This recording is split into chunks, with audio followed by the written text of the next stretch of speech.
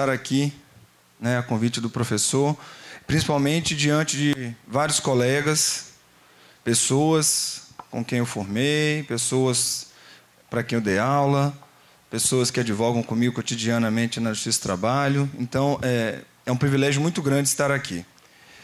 Eu, pelo que vocês estão percebendo, sou um pouco intruso aqui da matéria, né? Porque eu vou falar de direito trabalhista, especificamente, e aí para tentar dar um arzinho de importância, eu vou falar de processo, que é o recurso de revista. Para quem não atua na área do direito do trabalho, o recurso de revista é basicamente... Deixa eu passar aqui.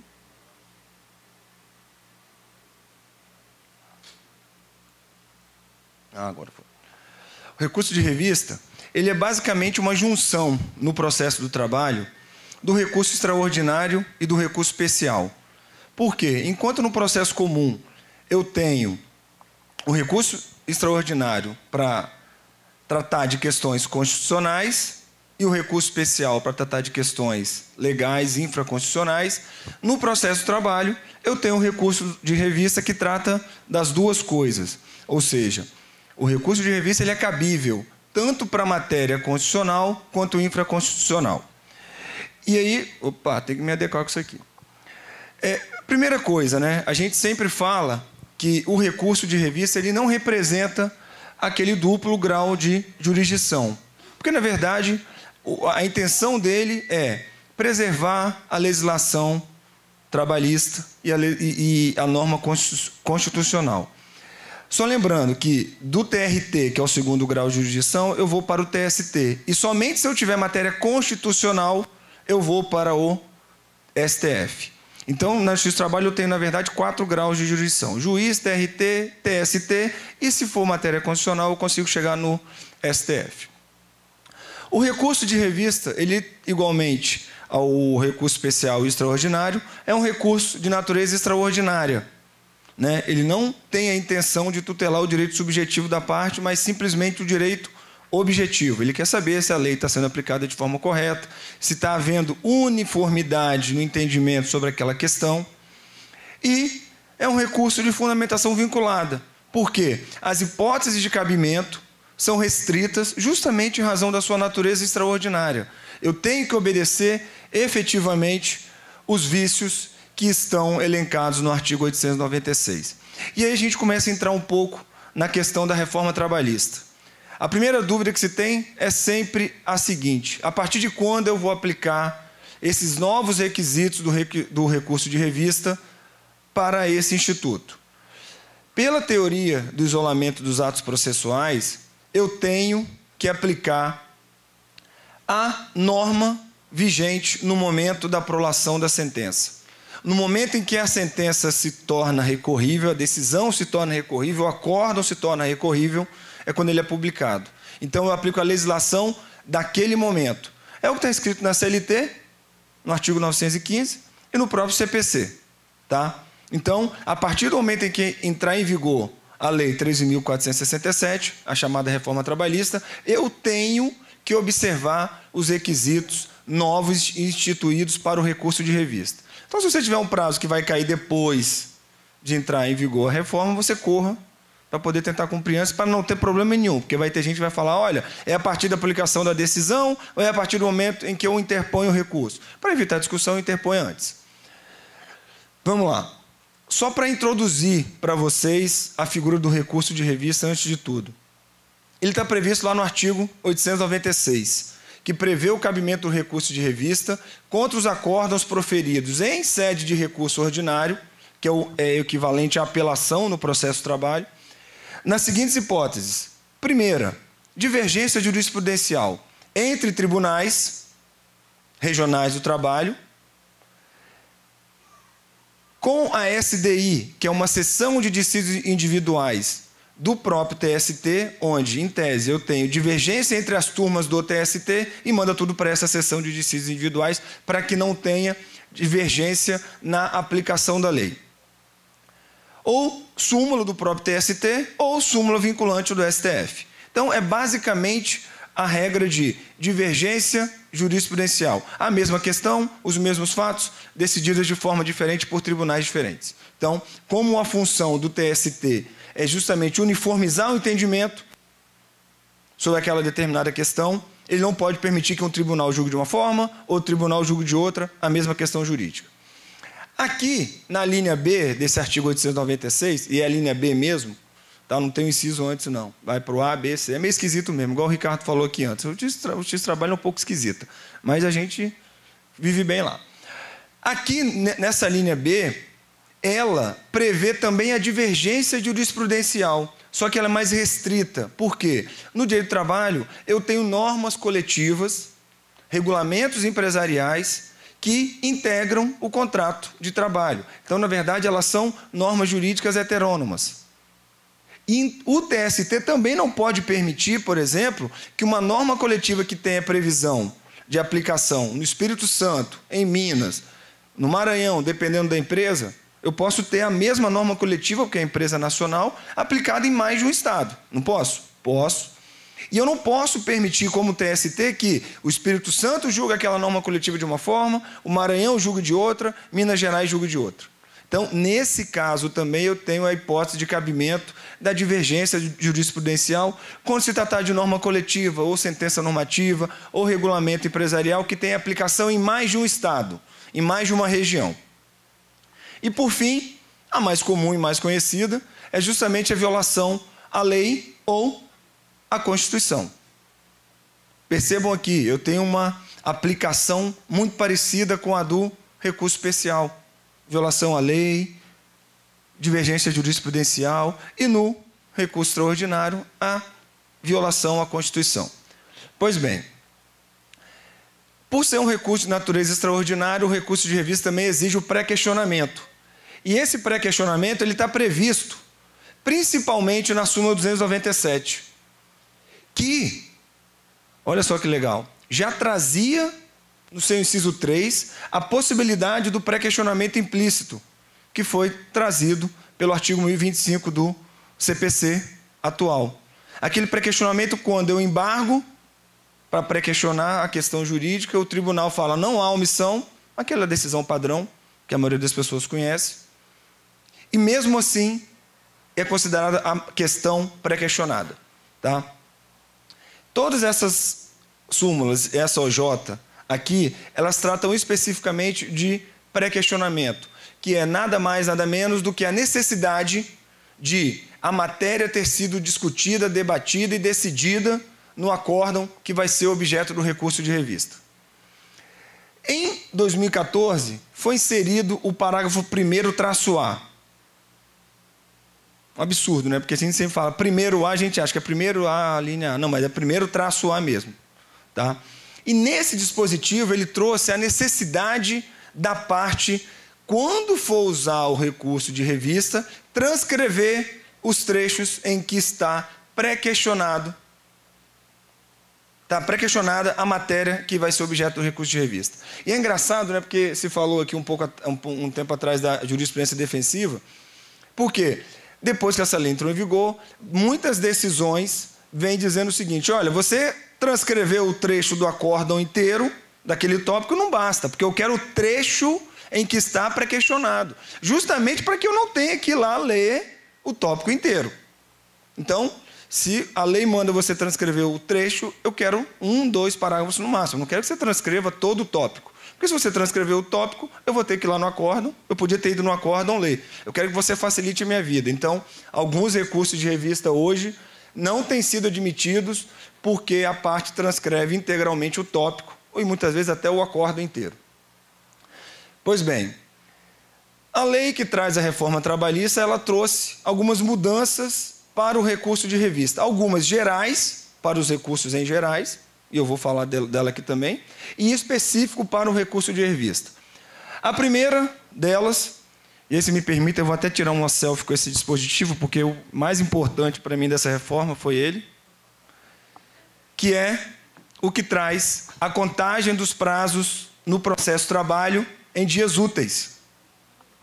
Por quê? Apesar do novo CPC ter estipulado a contagem dos prazos em dias úteis, essa regra não se aplicava ao processo de trabalho, porque esse mesmo artigo 775, ele previa a contagem em dias corridos e não interrompidos.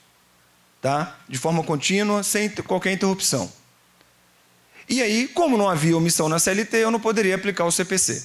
Isso mudou na reforma trabalhista. Então, a partir, estou contando os dias, para começar a contar os prazos em dias úteis. E vocês talvez estranhem a minha felicidade, porque os prazos serão contados em dias úteis. Mas é porque no processo trabalho, o prazo para se recorrer é de 8 dias apenas, não 15 dias. Então, imagine a loucura que é você ter que fazer um recurso de revista extremamente técnico num prazo reduzido, né? Vamos lá.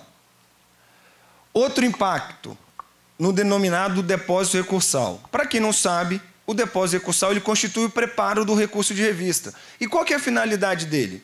A finalidade dele é justamente ter uma quantia depositada em juízo. Na verdade, hoje, ela fica à disposição da conta do FGTS do empregado. Então, fica lá naquele fundão do FGTS. E esse dinheiro serve para quê? No final, se a condenação persistir, eu já tenho pelo menos uma parte, ou, muitas vezes, a integralidade, e muitas vezes também, até valor a mais da condenação para pagar aquele processo. Evitar que no final do processo a empresa quebre e não tenha dinheiro, ela depositou lá. No recurso de revista é exigido, hoje, está na bagatela de uns 18 mil e alguma coisa, quebradinho, para recorrer, para fazer o depósito recursal. Não vou entrar aqui muito no mérito, tem algumas questões, mas a grande modificação que se veio, a gente vai falar aqui agora. Primeiro, modificou o parágrafo 4º. O parágrafo 4º que exigia que o depósito recursal fosse feito na conta vinculada ao FGTS do empregado, ele foi modificado. Agora, ele passa a ser exigido numa conta vinculada ao juízo. Então, eu não uso mais a guia que eu uso, eu não usarei mais a guia que eu uso hoje para o depósito recursal. Porque agora, inclusive a revogação do parágrafo 5º, que é o que fala assim, quando o empregado não tiver conta vinculada, a empresa tem que abrir. Acabou a vinculação do depósito recursal à conta de FGTS. Acabou. É engraçado que eu não vejo ninguém falando muito disso, mas é uma coisa que impacta, né? Porque se eu fizer com a guia errada, eu tenho a chance lá de meu recurso não ser conhecido. Porque uma coisa é eu preencher a guia errada com o nome do processo e o nome da parte. Outra coisa é eu usar a guia errada, efetivamente. Né? Então, aí, para evitar essa discussão, a gente tem que ficar atento. Aqui, uma alteração em boa hora, no parágrafo 9º, porque, como eu falei, hoje, para você fazer um recurso ordinário, o depósito recursal, eu não lembro o valor exato, mas é em torno de 9 mil e alguma coisa, e o depósito por recurso de revista é o dobro, então 18 mil e alguma coisa também. Só que isso aí impactava muito. Imagine você que tem uma empregada doméstica e ela ajuiza uma ação pedindo 20 mil reais e o juiz arbitra, ele não liquida essa sentença, mas ele arbitra uma condenação de 20 mil reais.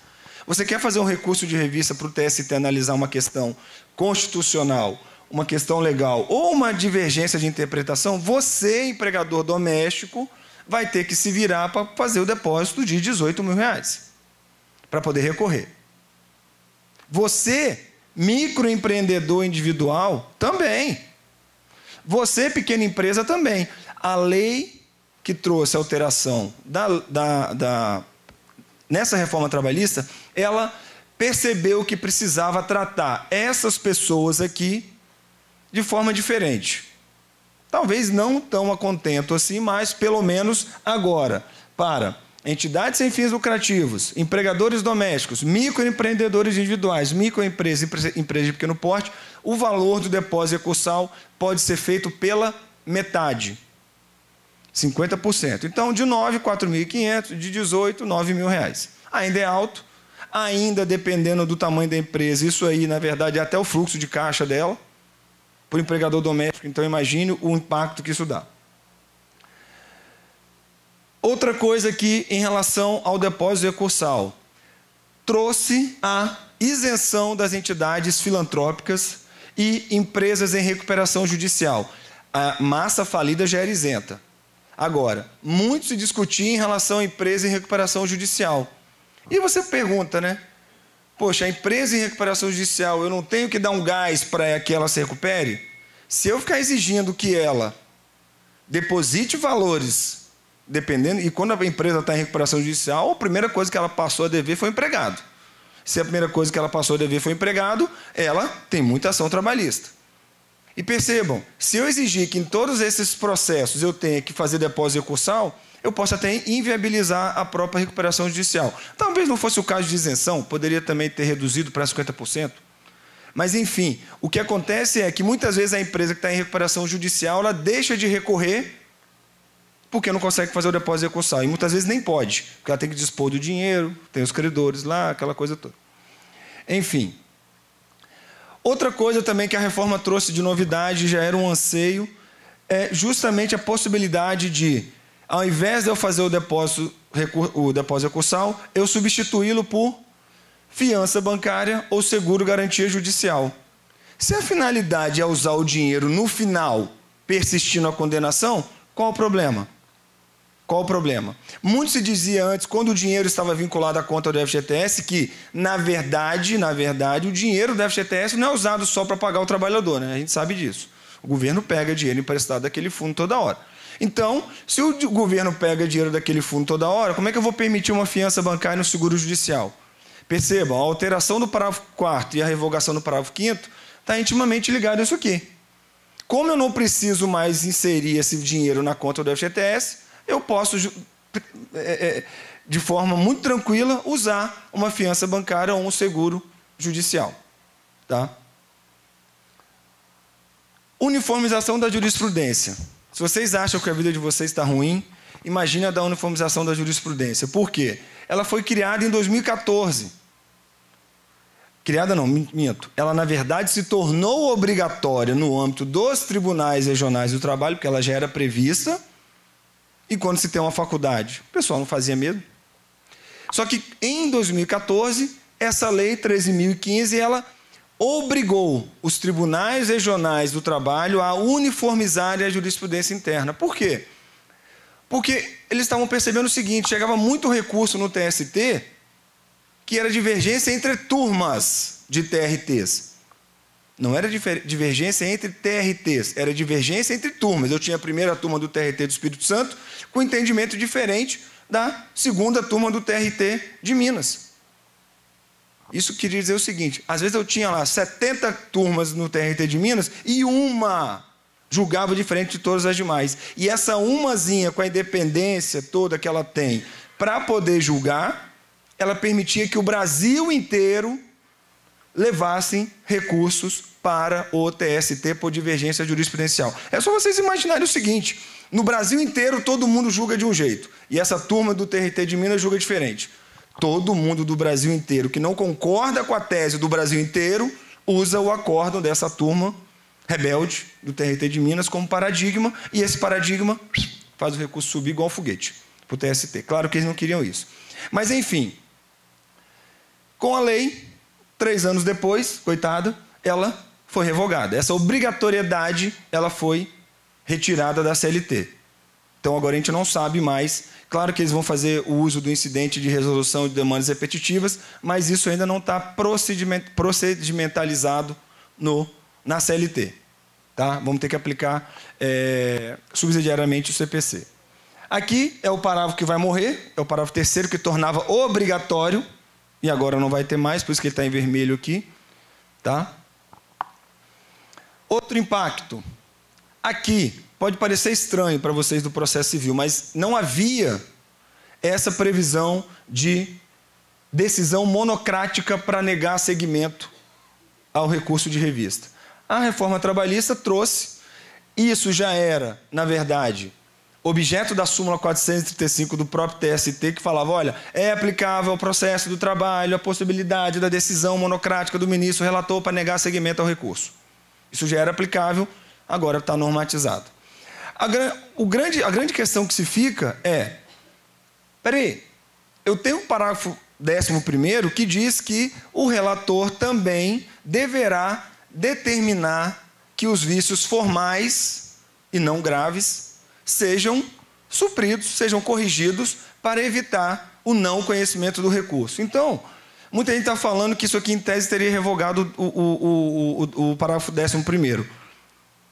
Na minha opinião, a leitura está errada, porque eu só posso aplicar o 14º depois que eu passar pelo 11º. Eu só posso negar monocraticamente seguimento ao recurso depois de eu oportunizar ao recorrente a correção do vício formal. Tá? Outra mudança que veio no artigo 896, naquele parágrafo 1º-A, é justamente a inclusão do inciso 4º. Quando a gente faz um recurso para o TST, para o STJ, e fala, olha, eu embarguei, eu queria que o tribunal se manifestasse sobre isso, e ele não se manifestou. Julgou meus embargos, mas manteve a omissão. Isso configura uma negativa de prestação jurisdicional. Então, eu quero a nulidade dessa decisão dos embargos, não é do recurso, é dos embargos, porque é ali que surgiu a persistência da omissão. Eu quero a nulidade desse acórdão para que volte para o tribunal analisar. Percebam, como no recurso de revista eu tenho uma ampla necessidade de pré-questionamento, tenho a impossibilidade de análise de fatos e provas, esse conteúdo do acórdão, dependendo de como ele sai aqui, ele vai permitir que meu recurso seja admitido e julgado, talvez favoravelmente a mim, ou ele simplesmente vai acabar com o meu recurso, porque ele não vai nem ser conhecido.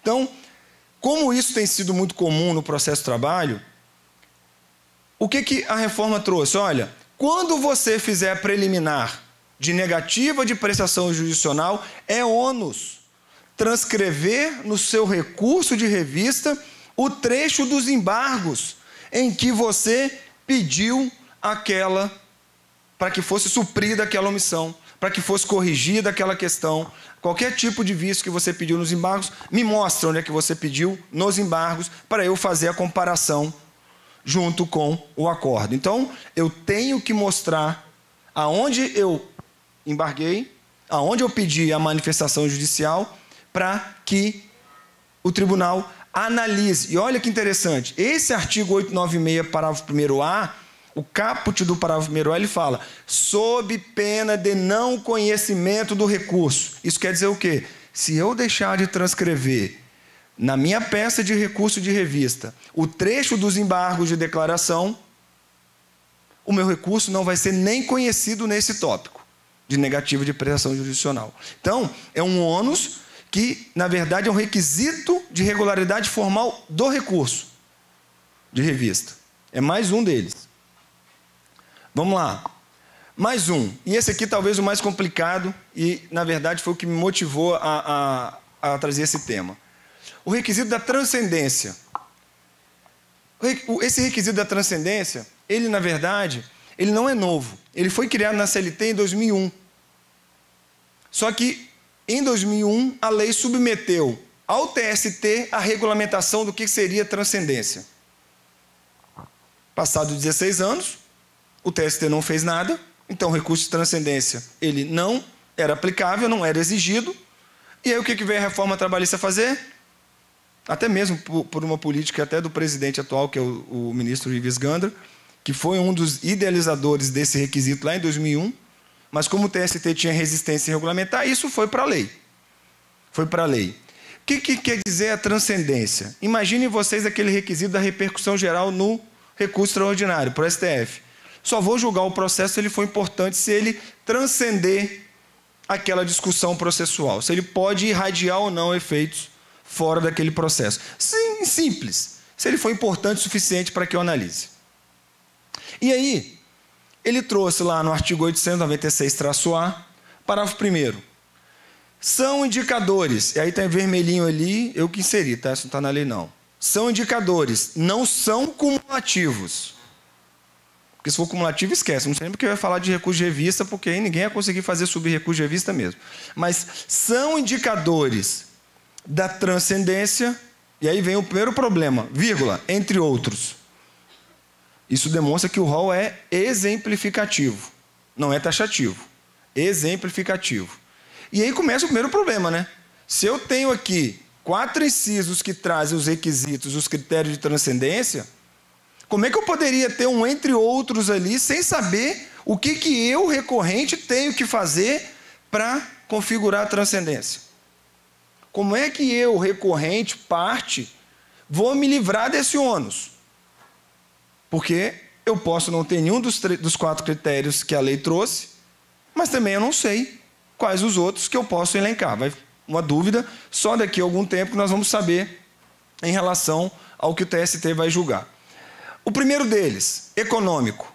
E aí a primeira crítica que se vem, né? Quer dizer que agora, pelo critério econômico, eu só posso levar ao TST recursos que tratem de elevado valor da causa. Ou seja, agora o TST virou tribunal de rico.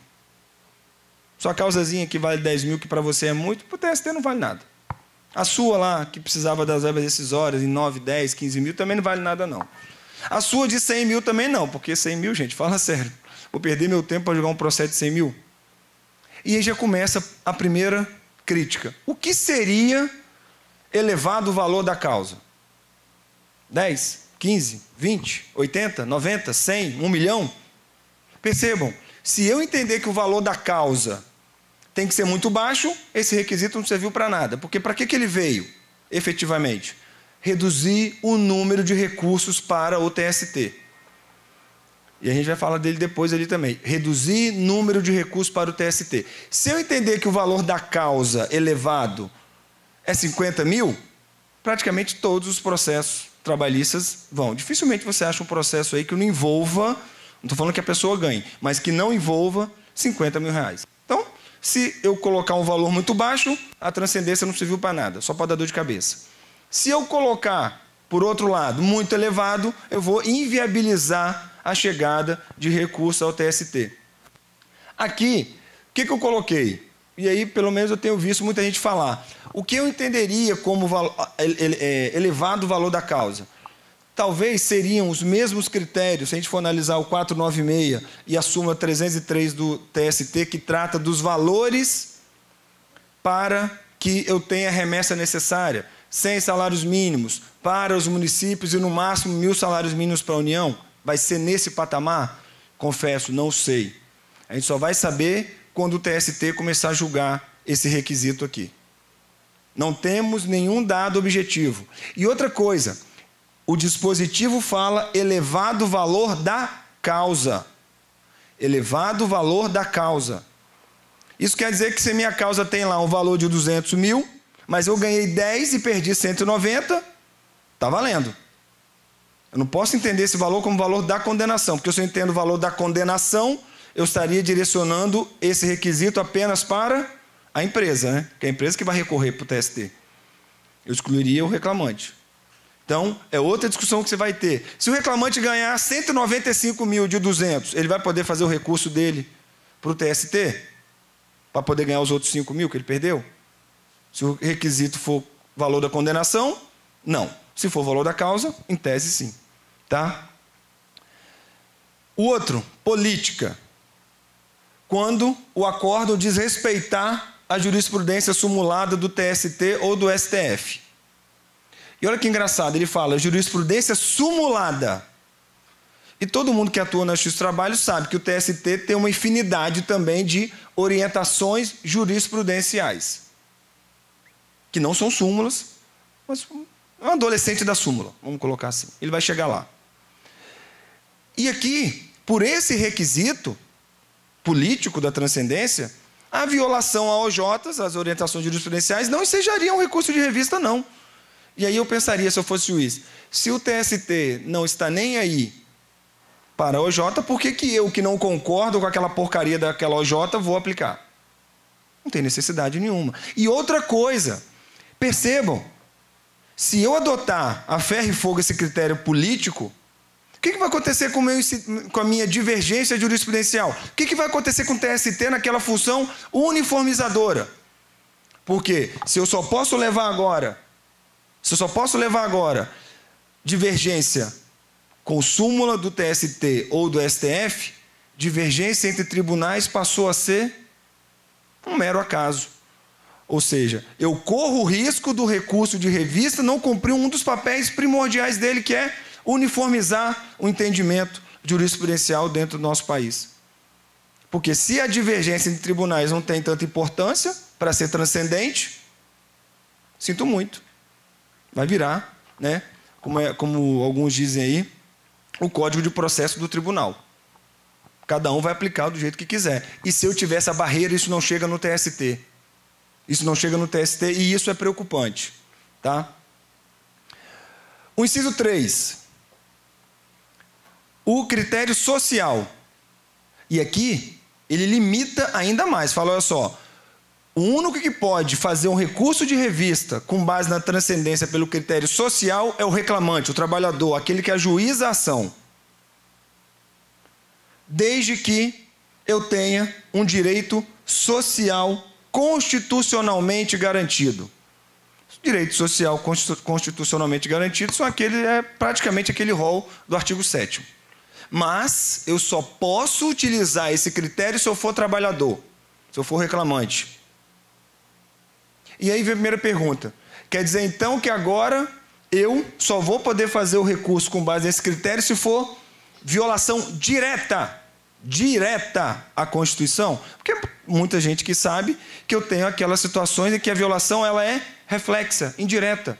Eu tenho uma norma infraconstitucional que reflete um dispositivo constitucional. E, na verdade, quando eu tento chegar na norma constitucional, o que eu quero mesmo é a violação dessa norma infraconstitucional. Então, é outra questão que vai ter. Será que são só violações diretas à Constituição? Como é que o TST vai se comportar em relação às violações indiretas nesse critério social? E, por fim, o outro, o critério jurídico, que é quando envolver questão nova em torno da interpretação da lei. Isso aqui eu não preciso dizer que vai também virar um problema. Percebam, todos esses critérios eles são subjetivos. E quando se tem subjetividade, a gente tem perigo. A gente tem insegurança jurídica.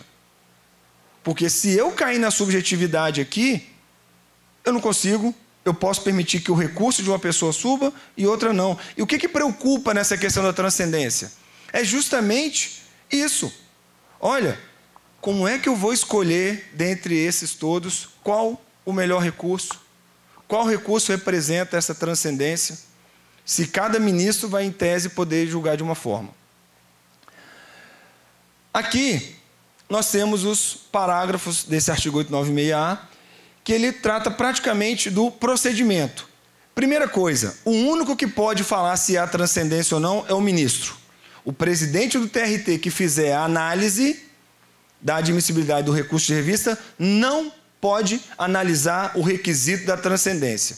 Aí você fala, claro, né? Pô, uma coisa tão importante tem que ir para onde? Para o ministro analisar. E aí eu penso comigo aqui, falei, gente, se o único que pode analisar a transcendência é o ministro, é porque o recurso chega no TST. E se a finalidade desse requisito da transcendência foi justamente evitar que os recursos de revista se proliferassem no TST, não está atendendo. Não é verdade? Ou seja, eu quero impedir que o recurso chegue ou eu quero impedir que o recurso seja julgado no TST? Porque chegar, ele vai chegar, porque quem vai ter que analisar é o ministro. E muitos doutrinadores, inclusive, questionam isso. Olha, quando se cria esse requisito da transcendência, você vai discutir, vai perder energia e perder tempo discutindo os critérios da transcendência, enquanto você poderia estar analisando o mérito do recurso de revista. Ou seja, eu vou discutir se há transcendência ou não, quando na verdade eu poderia estar discutindo se há ou não violação, se há ou não divergência. Aqui, mais uma vez, a pergunta que fica, foi criado para evitar que o recurso subisse ou que ele fosse julgado? Ao que parece, para que ele fosse julgado. Porque subir, ele vai subir de qualquer jeito. Porque quem vai decidir a transcendência é o ministro, né? Aqui, para a gente advogado, 5 minutos na sessão de julgamento. Quando o ministro entender que não há transcendência, eu posso agravar e posso sustentar durante 5 minutos exclusivamente a transcendência. Tá? Pode parecer pouco, mas dá. Aqui, e aí já é outra coisa preocupante. Se você agravar e o TST entender que você não tem razão, essa decisão também é irrecorrível. Olha que lindo. A palavra irrecorrível e advogado não combinam. Irrecorrível, que absurdo. Mas, enfim, percebam, ele traz 2 parágrafos justamente para falar que essas decisões são irrecorríveis. E aí vem o primeiro problema.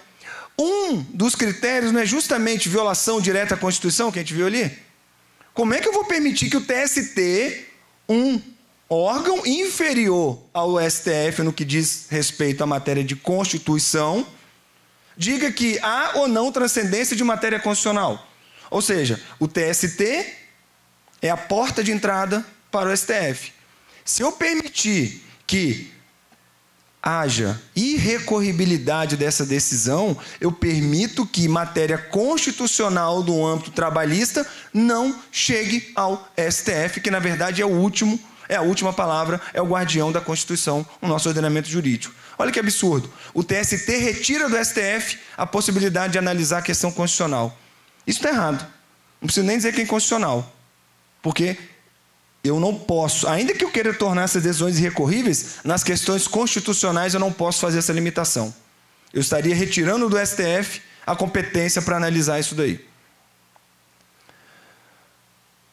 Aqui, como eu disse, o presidente do TRT vai analisar somente os pressupostos intrínsecos e extrínsecos, limitando-se a isso. A transcendência quem faz é o TST. Tá? E acabamos. Espero que vocês tenham gostado. Todo mundo está com fome, eu também estou, mas a gente já vai ouvir o nosso querido colega Luciano. E agradecer mais uma vez a organização e parabenizar a todos pela como é que eu posso dizer? Pela vontade de estarem aqui ainda. Muito obrigado.